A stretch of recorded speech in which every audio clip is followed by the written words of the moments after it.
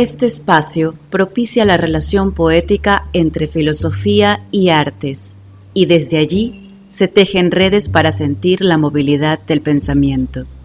Este siempre es un fluir hacia lo inesperado. Aquí comienza el podcast, Las Artes y lo Sentido.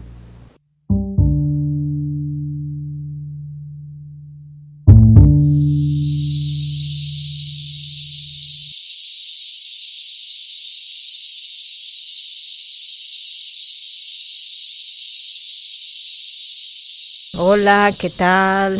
Hola, Milagros, Roger, Antonella, Aleja. Hoy estamos esta noche para grabar nuestro último podcast de esta primera temporada de Las Artes y lo Sentido, y queremos aproximarnos a una lectura muy estimada por nosotros. Es un libro de Jacob von Uexküll que se llama Andanzas por los mundos circundantes de los animales y los hombres. ¿Qué es lo que buscamos también? Buscamos una especie de reflexión filosófica con la pregunta por los animales que venía ya desde el podcast anterior, cuando veníamos pensando la estética animal con la obra de Soriot. En este caso, este podcast se llama Mundos Circundantes, y ahí ya empezamos a aproximarnos al lenguaje de Uexküll, porque ese término es muy particular de él. Cabe recordar, por ejemplo, que Uexküll yo diría que es el padre de la etología, o sea, de los etólogos contemporáneos, y fue el que acuña ese término de mundo circundante.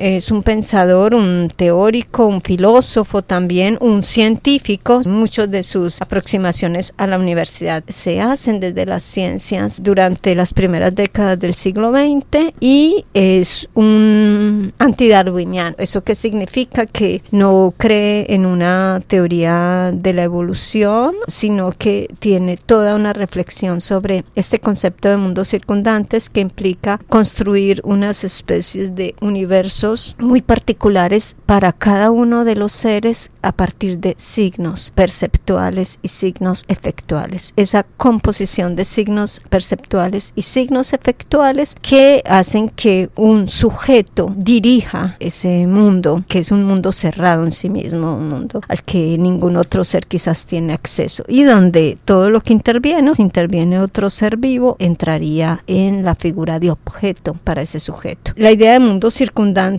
también, y vale la pena aclararlo, es importante en particular porque él está muy ligado al pensamiento kantiano, pero el pensamiento kantiano que es interesante en la medida en que hace el giro copernicano, que implica poner el énfasis en el sujeto, un sujeto de conocimiento, un sujeto que acciona su mundo. Eso yo creo que es lo que fabrica el mundo circundante.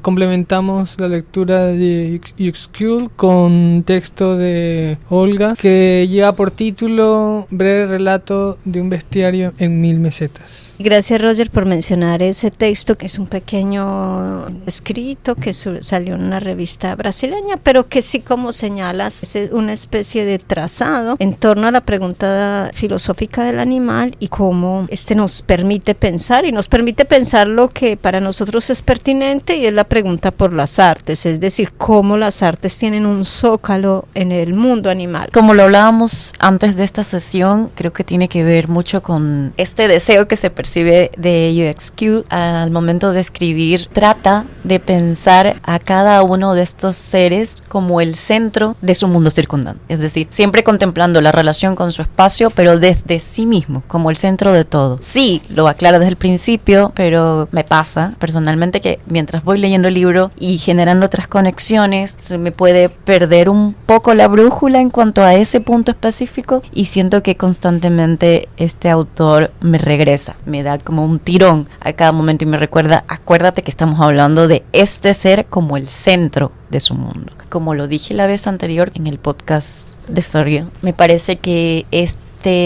maneja la relación con el espacio desde el adentro hacia afuera, mientras que siento que constantemente Sorío lo hace como nos relacionamos en relación con el exterior hacia adentro. Viéndolo desde un punto bastante general, obviamente podemos tener particularidades que nos hagan ver ciertos detalles que no necesariamente lo contradigan, pero nos hagan ver otras cosas, porque este autor nos habla también de los humanos en relación a su entorno, tomando a los humanos como el centro de esa relación, como lo que decíamos, que la percepción del exterior está relacionada con lo que crea este ser, con estos conceptos que desarrolla sobre las percepciones que tiene en relación a su exterior, como hablábamos de la garrapata, porque es este ser que además, iba a decir vive por un fin, pero estamos hablando de un plan y no de un fin, como dice el autor, entonces que vive por encontrar este alimento para la supervivencia de su especie. Yo quería pensar en esto de que decías de cómo construir esos mundos, porque se nos liga al podcast anterior cuando hablábamos otra vez de salir del mecanicismo, o sea, de salir de unas especies de acoplar lo animal a la máquina y quitarle en ese sentido toda la vitalidad,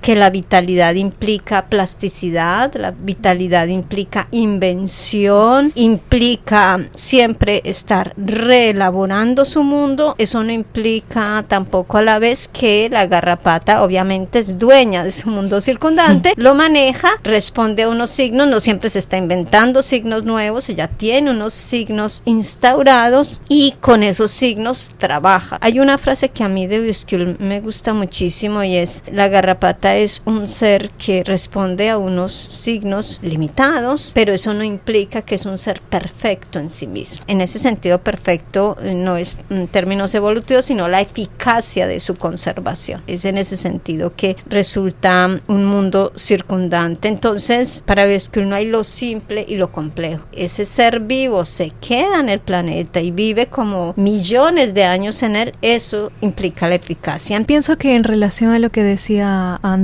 hace un momento, también es una cuestión que pasa mucho por los sentidos. A diferencia del libro anterior de Tien Soryo, él observaba mucho lo que los animales hacían, ¿no? Por ejemplo, sus nidos, esa parte artesanal, ¿no? En cambio acá es situarse en el cuerpo, imaginar también estar en el cuerpo de estos animales y percibir o sentir a través del sentido del tacto, de la vista, pero también lo siento así como dice Anto, no es algo más desde adentro. Y además porque si vale la pena un matiz que siento por ejemplo con Etienne Soryo, es que no pueden olvidar que Etienne Soryo era un teórico de la estética. Su reflexión es sobre la estética, por eso él tiene todo un libro dedicado a reflexión sobre categorías estéticas, mientras que aquí estamos hablando con un etólogo. Todo su campo experimental es la etología, es decir, yo no digo que Etienne Soryo sea un ignorante de los animales, por supuesto que no, pero ese ángulo de visión tiene que ver con la producción estética, por eso tiene todo un capítulo sobre el movimiento, mientras que aquí es lo que le interesa y por eso la idea de esa brújula que te pone siempre de es el sujeto el que está ahí en ese mundo circundante, no es ni el azar, ni es el instinto, ni es un mecanismo, o sea, es un sujeto que está actuando ahí y por eso lo que le interesa a Uexküll es hacernos sensibles a cómo esos mundos son construidos, cómo son redes de signos los que nosotros no percibimos pero están ahí en cada mundo. Ambos beben de la tecnología y de los hallazgos científicos a la época, entonces Uexküll a Soryo ya son casi 50 años también.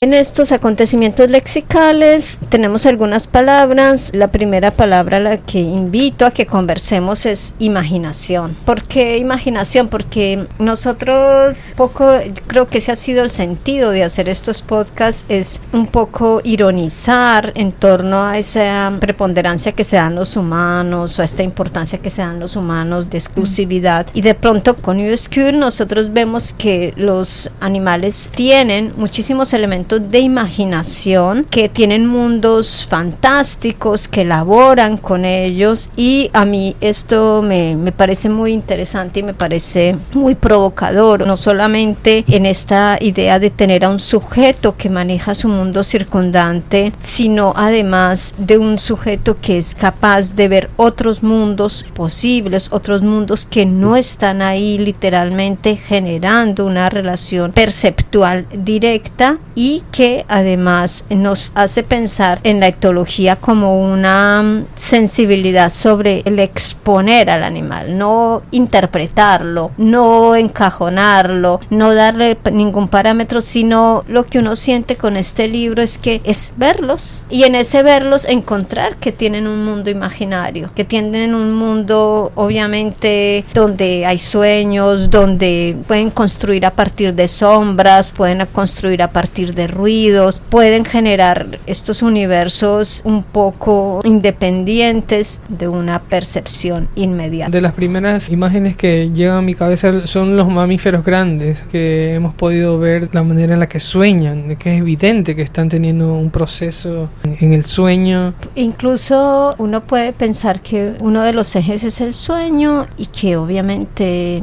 no tenemos mucho acceso a los sueños de los animales, salvo sus ondas cerebrales, y de imaginar que ahí hay todo un mundo que se nos escapa, pero además convertir los elementos que perciben en otro material, es decir, que pasa en su estado, por decir así, diurno, en su estado de vigilia, pero que esos elementos se construyen desde otros universos, eso que decíamos, universos traumáticos que vienen y que les hacen ver sombras, percibir lo que no están percibiendo, es decir, hay toda una construcción de un mundo imaginario que tiene que ver con la capacidad de traspasar otros umbrales de la vida que nosotros a veces consideramos muy exclusivos. Proponía esta idea de la imaginación y cómo los animales imaginan y hacen imágenes perceptuales de mundos que ellos están construyendo, pero también había otra palabra, Aleja, que tú proponías, y era la idea de tiempo. ¿Cómo sientes esta relación con el tiempo y estos mundos circundantes? En el libro hay un capítulo que se llama El tiempo perceptual, y era de, digamos, además de todos estos estímulos sensoriales, Uexküll en este capítulo del tiempo perceptual habla de que en el mundo circundante de los animales está determinado también por la percepción que tienen del paso del tiempo, de la intensidad de ese tiempo y de las velocidades. Entonces él comenta que, por ejemplo, existen animales en que sus tiempos perceptuales pueden ser más breves o más largos que el nuestro.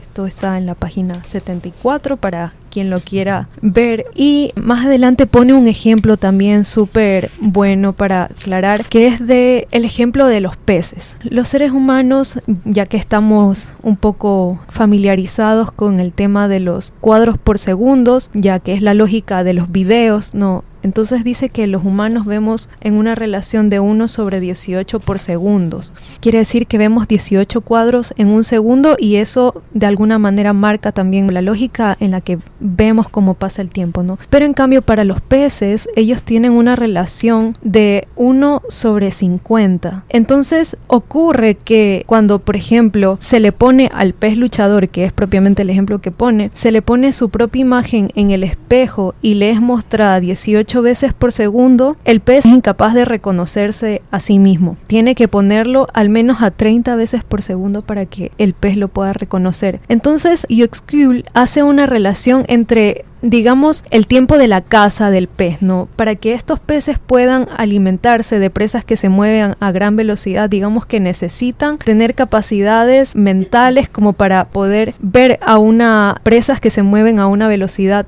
sumamente rápida. Es como que de alguna manera ellos ralentizan el tiempo en su mente. Entonces me parece muy interesante esas diferenciaciones, por ejemplo, que hace con el pez o con animales que se mueven más lentos como el caracol. Y me hace pensar en dos cositas, Aleja, eso que comentas. Uno, volver sobre el asunto de que es kantiano, porque en la crítica de la razón pura, Kant arranca el primer capítulo diciendo que nosotros percibimos el tiempo y el espacio, que él de antemano ubica el tiempo y el espacio como dos dos condiciones del mundo circundante, ya eso le genera una ubicación también filosófica interesante. Y lo otro que pensaba como ejemplo, que creo que se estaba en Sorrió o en tantos otros textos que he leído en estos días de etología, y es la manera como caza todos los felinos. El leopardo, por ejemplo, él lleva su cuerpo a unos límites de tanta velocidad que cuando caza, en ese momento se tiene que sentar a descansar porque está a punto de que le dé un infarto. Entonces entra a un tiempo que es el tiempo de la gacela, de los cervatillos, de estos animales, pero que no es su tiempo, no es su velocidad. Cuando caza,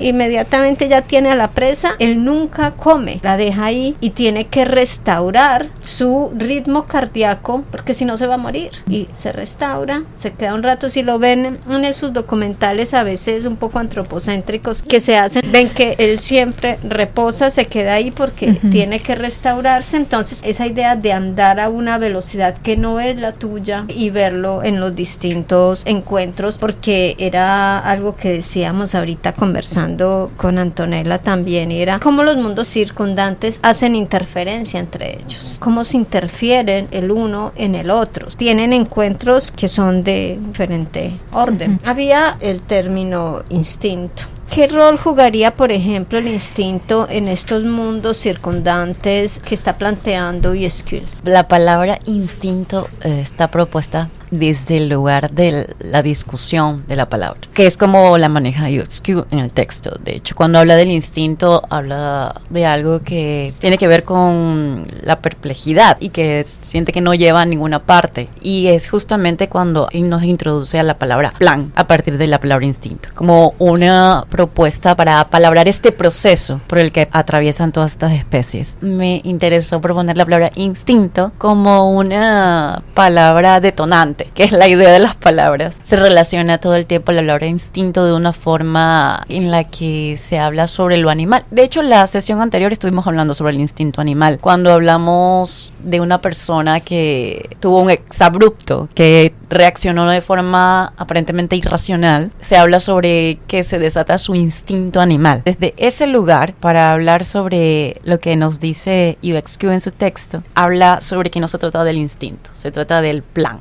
de la naturaleza. A mí lo que me parece interesante también del término plan, que es complejo porque pareciera una organización, sí, hay una organización de la vida. A mí me gustan más los términos que él plantea de melodía. Hay una melodía de la vida, hay un punto y contrapunto de la naturaleza o de la vida misma, y eso hace que ahí es donde esté el plan, que estos signos perceptuales y efectuales que este animal tiene están en relación con estos otros y con ningún otro más, y hay un encadenamiento de esos signos perceptuales. Por eso también hablamos de intersecciones entre ellos. Ahorita de pronto lo vamos a mencionar, pero lo voy a decir, si el término es burbuja, unas especies de burbujas que nos hacen imaginar estos mundos circundantes, también ellos tienen unas interacciones entre ellos que no son aisladas. Esa es la idea de un sujeto, es un sujeto que maneja su mundo circundante, que maneja sus signos, pero que no olvida que él no está solo en el mundo, que su mundo circundante depende de otros, interactúa con otros, se construye con otros en una red, que por eso la idea de melodía y armonía. La melodía es individual y la armonía es colectiva, la armonía de la naturaleza. Todas estas diferencias entre todos estos mundos circundantes que tienen su propio sonido, por decirlo así, y que entran en esa sinfonía y esa melodía individual que va a entrar a interactuar con las demás melodías individuales para armar esa armonía. Ustedes también saben que la idea de melodía y armonía es el tiempo y el espacio también en su relación. Entonces ahí es donde uno no podría pensar esas melodías individuales sin las demás, como esa composición del universo se hace. En ese sentido que se piensa en el plan. Y separa plan de fin. Justamente el mayor debate a modo personal que percibo de la palabra plan tiene que ver con esa idea de plan, de que todo está dicho y que hay un fin que está allá al que hay que llegar con ese plan. Entonces justamente me parece interesante que hable del plan y el fin como dos cosas separadas. O incluso que no hay fin. Exacto, porque nunca habla sobre que haya un fin, solamente habla sobre el plan, y precisamente por eso desprende estas dos. Incluso la relación, por ejemplo, principio aristotélico es: los ojos sirven para ver. Ese es el fin, o sea, el fin. Y él no está diciendo los ojos sirven para ver, está diciendo el plan, como los ojos de cualquier especie, de cualquier ser, entran en una relación de signos. Ahí es donde le interesa, pero no que sirvan para algo. Esa teleología, que es una teleología que ahí, por ejemplo, sí está en Kant y de ahí no la toma.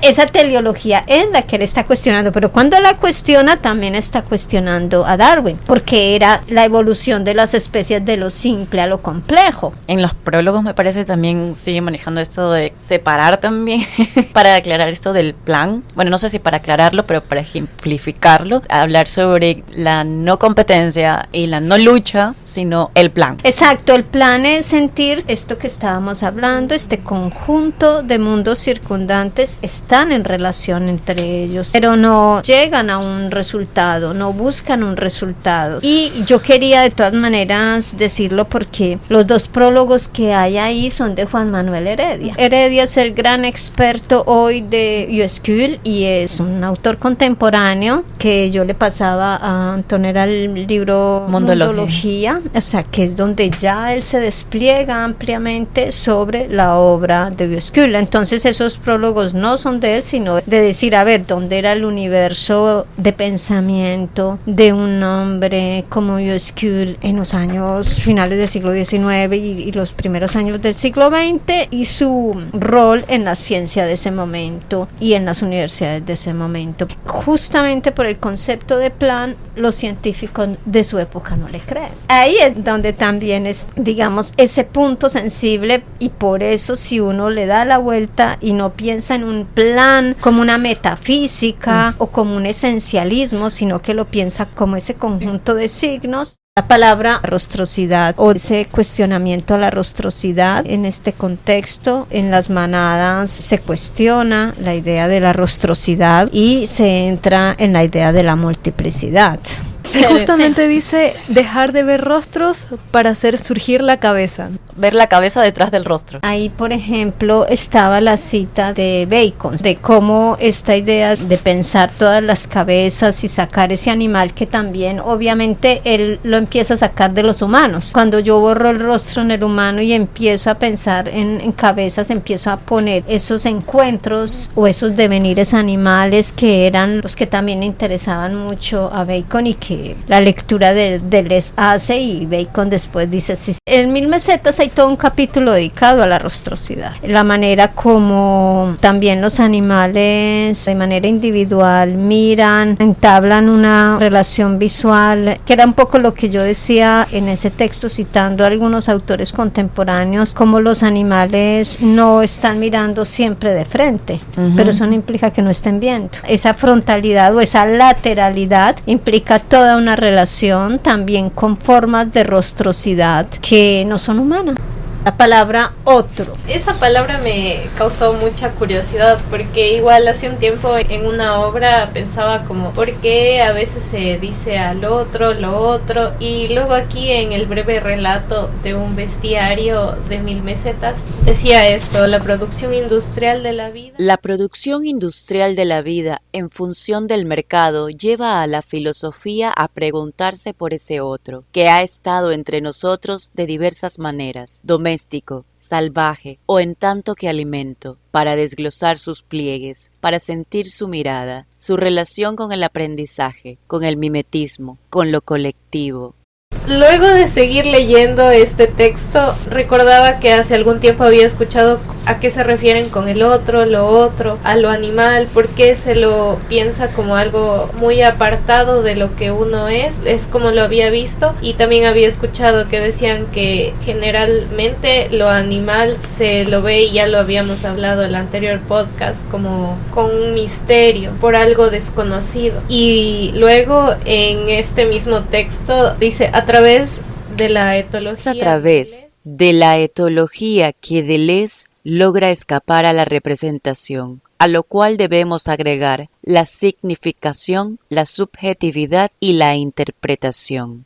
Y luego algo que me interesó muchísimo es el animal moviliza su pensamiento. El animal moviliza su pensamiento, permite generar todo tipo de encuentros, hibridaciones y deshumanizaciones, que quizá nos lleve a decir que su filosofía no fue escrita para nosotros, sino para los animales, y en esa medida, Deleuze y Guattari encarnan esa responsabilidad que tenemos frente a ellos. Y luego dice, por eso el animal no es el otro, sino el borde intensivo de lo humano, o bien la manera como éste se pone en contacto con la materia e incluso con lo inorgánico. Pensaba también en un capítulo que es de Way School, que dice el mismo sujeto como objeto en diversos mundos y circunstancias. Y aquí de todo lo que hablaban sobre el plan, y que en este plan hay partes de la naturaleza, existencias de la naturaleza que habitan y que una no puede vivir sin la otra. Aquí también hablan sobre lo individual, como hablan sobre lo colectivo. Y de pronto cuando uno dice, pero es el vórtice mismo de lo humano, lo mismo que decíamos cuando hablábamos del arte, decir es que en el animal ya está el zócalo del arte. Entonces no generas esa dicotomía. Él también hablaba de una responsabilidad frente al animal. No hablaban como en un plan en el sentido individual, sino hablaban del plan de la naturaleza, que también me recordó a Sugeo sobre el arte. El arte se encuentra en la naturaleza. No se habla en un sentido, otra vez, en un sentido individual. Como yo también pienso en, claro, yo también siempre generalmente hago un plan, hago una lista de todo lo que tengo que hacer día a día. Un plan. Y digo, wow, eso es súper interesante como no lo menciona como en el sentido de un sujeto, sino en el sentido de la naturaleza. Ese plan de la naturaleza no puede ser individual, tiene que estar siempre en esa interacción de los mundos circundantes. También habla de lo individual, decías. Cuando se habla de lo individual, ya se está entrando precisamente, ya cuando empezamos a hablar del mundo perceptual. Justamente decíamos hace rato que también lo relacionábamos con el perspectivismo de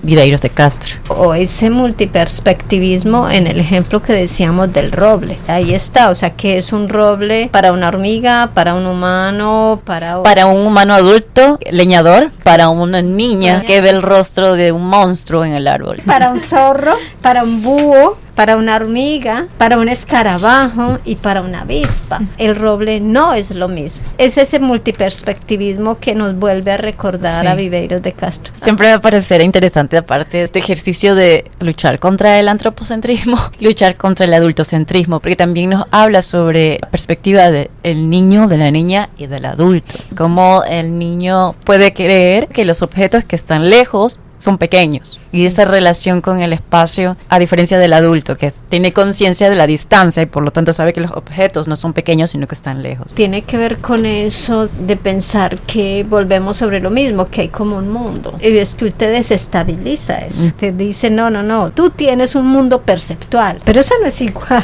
al de los demás, y ya cuando te lo lleva a todas las escalas. Yo hoy hablaba de un asunto que me hace recordar, y era que hablaba de una dramaturgia mayor. O sea, la dramaturgia menor y la dramaturgia mayor. Y la dramaturgia menor es esa dramaturgia de teatro y de la danza y de todas las artes performativas que se hace en la escala humana. Y una dramaturgia mayor es una dramaturgia que incluye a todos los demás, que son otras perspectivas. Es decir, el asunto de Vieux aquí es la escala. ¿A qué escala estamos hablando? Estamos hablando de la escala de la hormiga, del escarabajo, de la niña o de la ardilla que vive en el roble. ¿A qué escala está hablando usted? No olvide nunca eso, porque las escalas cambian el mundo. Y yo creo que el pensamiento, si desde ahí se hace pensamiento, se transforma completamente la idea de que hay un mundo. Incluso hace la diferencia cultural, la diferencia del acceso al conocimiento, cuando hace luego este ejemplo sobre el hombre que no sabe qué es ese objeto y no sabe cómo usarlo.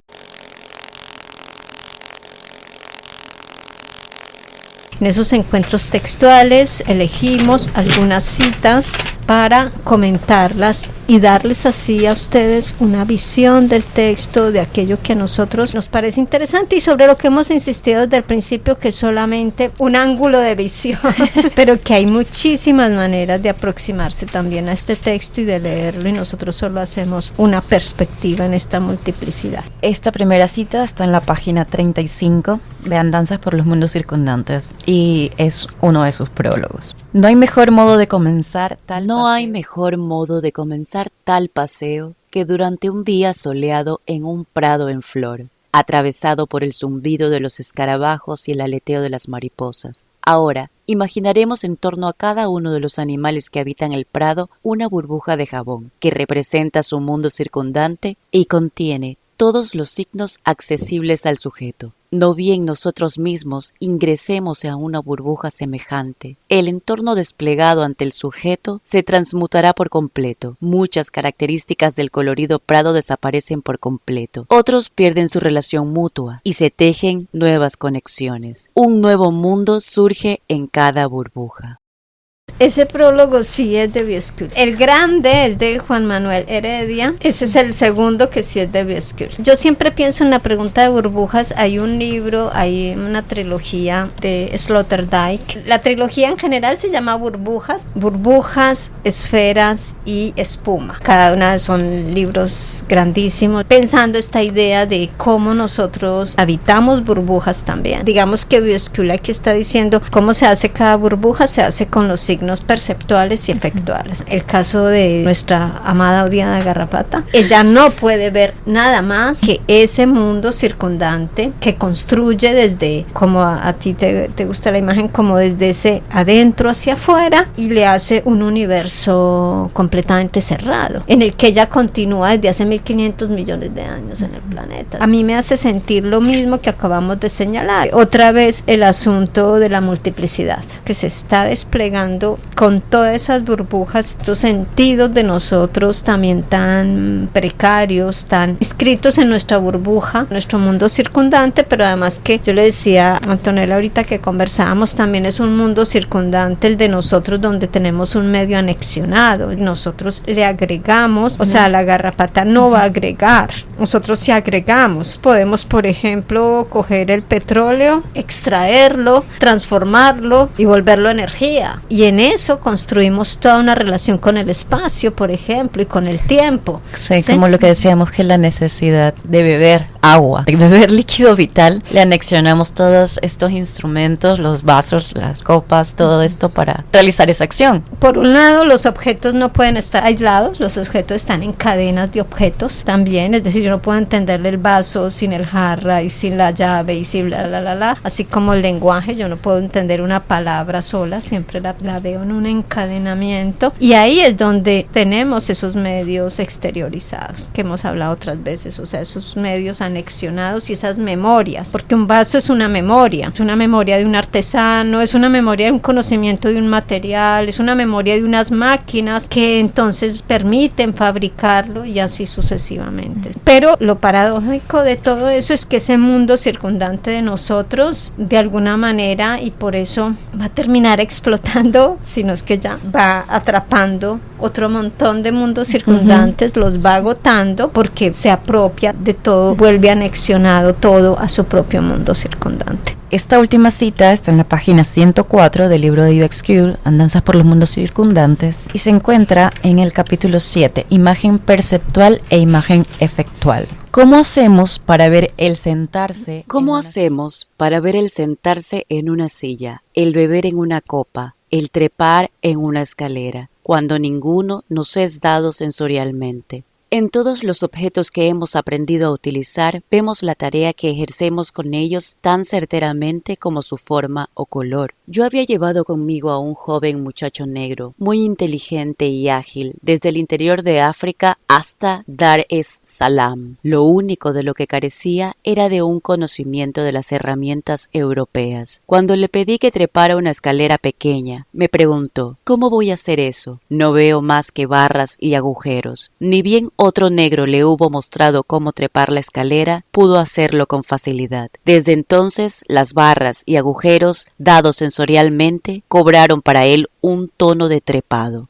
y las reconoció en todas partes como una escalera. La imagen perceptual de las barras y agujeros había sido suplementada por la imagen efectual de su propia acción, y esto se expresó como una nueva propiedad en tanto que tono funcional o tono efectual. La experiencia con el negro nos permite advertir que elaboramos una imagen efectual para cada una de las tareas que desempeñamos con los objetos de nuestro mundo circundante.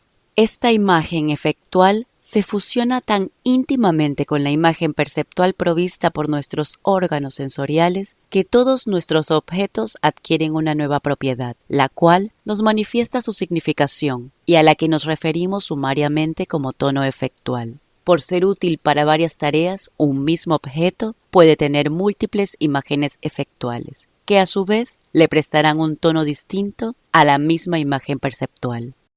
Era un poco lo que decíamos, es una memoria cultural, o sea que yo use el vaso para esto, y no sé si es en Pakistán, una vez veía unas imágenes que me parecían un poco graciosas porque ustedes saben pues que esas son antiguas colonias británicas y allá llegaron pocillitos, vasitos, todo este tipo de implementos de casa que tienen los europeos, y ellos cogen el plato y el pocillo para tomar café y toman el café, lo ponen en el plato y se lo beben desde el plato, y me parecía particular esa resemantización. Hay un elemento subversivo también, alterar eso que también fue recibido y que no sabemos por qué fue reemplazado, porque obviamente habían otros en esa cadena de utensilios que tiene cada sociedad y cada cultura. Transforma toda la relación de beber y la relación de este aprendizaje de la imagen funcional. Lo relacionaba, como te decía, con varios ejercicios que se hacen en teatro que tienen que ver con tomar un objeto cotidiano y darle un uso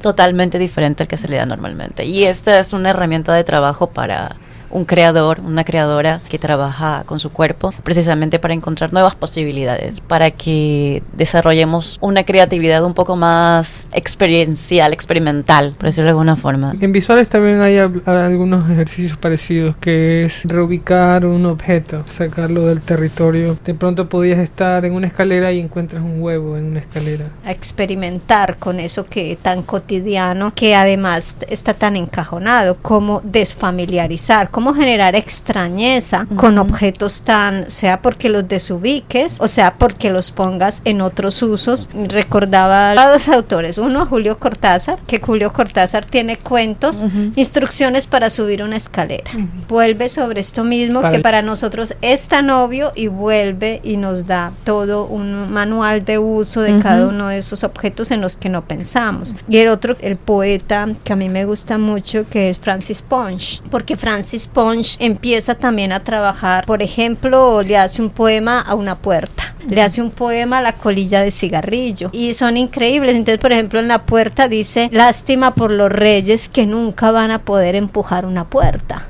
siempre se la van a abrir. No tener el contacto con la puerta, con los materiales de la puerta, que está perdiendo sensorialmente por no poder empujar la puerta de madera, la de metal, etcétera, etcétera. Y resignifica la experiencia en sí también. Claro, y entonces Francis Ponch tiene todos estos poemas, y además de hacerle un poema, o sea, como estos poemas románticos del atardecer y de la luna y bla, bla, no, una colilla de cigarrillo. Las cosas más banales y a veces más despreciables, el pan, hacer un homenaje al pan y escribir un poema sobre el pan. Pensaba en esto un poquito cuando veíamos esto de cómo estas cadenas de objetos y esta cita que hacías en relación a poner para este personaje que cita ahí Uexküll, cada uno de los objetos que traía un europeo eran como salidos de un mundo mágico, es decir, tenías que darle las imágenes que ellos no tenían. Entonces, bueno, un poco la literatura hace eso mismo con nosotros.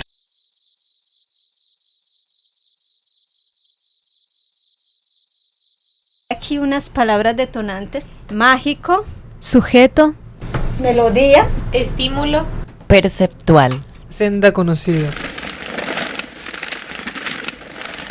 Cerramos con unas preguntas. ¿Es posible pensar que Uexküll es actual en la etología contemporánea? Es una escritura de los años 30 del siglo XX. Es que para los etólogos contemporáneos aún Uexküll es actual. Cuando uno ve, por ejemplo, etólogos contemporáneos como Baptista Morisot o Vincent Desprez, yo no los puedo sentir ajenos al pensamiento de Uexküll. Siempre los siento en conexión. Obviamente han pasado capas y capas y capas de reflexión y conocimiento de la ciencia contemporánea, hay mucha experimentación, pero hay unos elementos que lograron conservarse, entre ellos yo creo que este mundo de los signos, este concepto de mundo circundante, y yo creo que de todas maneras ellos no desconocen el rescate que hace Deleuze y Guattari de Uexküll. Yo creo que eso sí fue muy fuerte para que en el pensamiento contemporáneo la etología de Uexküll se rescatara. Como decimos que el pensamiento geológico, que saliera de esa capa geológica en la que estaba y remontara a la superficie. Es un material sensible, muy importante, me parece, más allá del uso científico que puede dársele en la actualidad. Es un material sensible muy potente. Y la última pregunta, que justamente se la plantea en el libro, está en la página 147, es ¿cuánto del propio cuerpo del sujeto se introduce en el mundo circundante? Y solo como para acotar, en la página 72 hay una pequeña frase que dice: no existe algo como un espacio. No existe algo como un espacio independiente de los sujetos. Si nos aferramos a la ficción de un espacio cósmico omniabarcador, esto ocurre tan solo porque esa fábula convencional nos facilita la comunicación entre nosotros. O sea que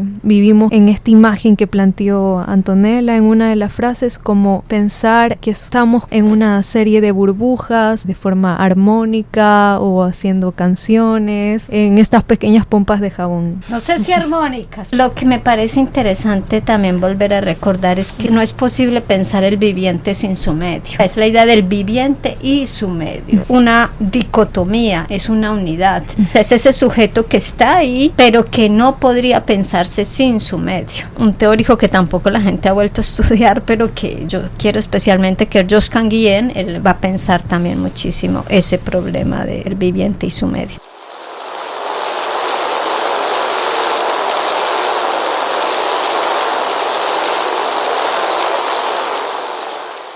Una postura interesante para abarcar a Uexküll como artista es tomar estos términos de herramientas de trabajo y herramientas perceptuales para hablar a través del arte, porque justamente nos habla sobre herramientas perceptuales específicas como el telescopio, los anteojos, microscopios, radio. Eso habla únicamente de las herramientas perceptuales. Obviamente podemos hablar también de las herramientas de trabajo al hablar de arte a través de Uexküll, que son herramientas efectuales, herramientas de acción. Yo sí había una síntesis un poco para cerrar en mi clase de estética y filosofía del arte, y era que yo sentía que el siglo XIX, en la segunda mitad del siglo XIX, era todo el debate de las vanguardias, que hay una muy bella película, Manifiesto se llama, donde está Kate Blanchett haciendo 14 personajes, que todos son cada una la voz de la vanguardia, hablando esta es mi verdad, todos creyendo que son la última verdad. Luego la primera mitad del siglo XX, de lo que decía Deleuze, de la imagen,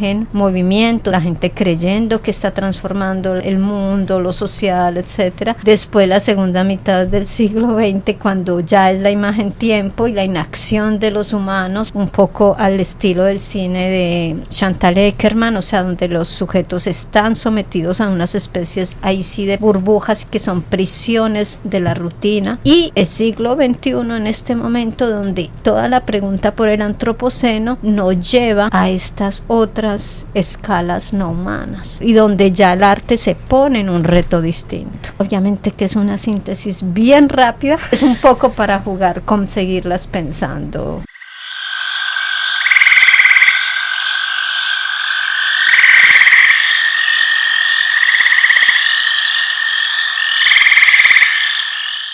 Es entonces nuestro cierre de esta primera temporada de este podcast, Las Artes y los Sentidos, que vamos a esperar si lo seguimos, cómo lo seguimos. Estuvieron aquí Milagros, Roger Pincay, Antonella Zamora, Alejandra Carvajal y Olga López. Gracias a los que escucharon o escucharán. Queremos ante todo que hayan sido muy provocadores. Son para nosotros y para aquellos que los escuchen para seguir pensando.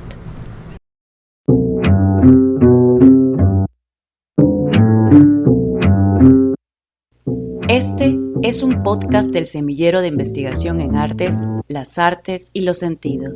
Idea original y producción ejecutiva de Olga López. Ha sido escrito, dirigido y narrado por quienes durante esta edición conforman el Semillero: Olga López, Milagros Ortiz, Alejandra Carvajal, Antonella Zamora, Juan Alfredo Paredes y Roger Pincay. La edición y el diseño sonoro son de Antonella Zamora, con la colaboración de Marcela Roura. Las Artes y los Sentidos fue grabado en los estudios de Radio UArtes, ubicados en el Centro de Producción e Innovación Manzana 14, Guayaquil, Ecuador, 2022-2023.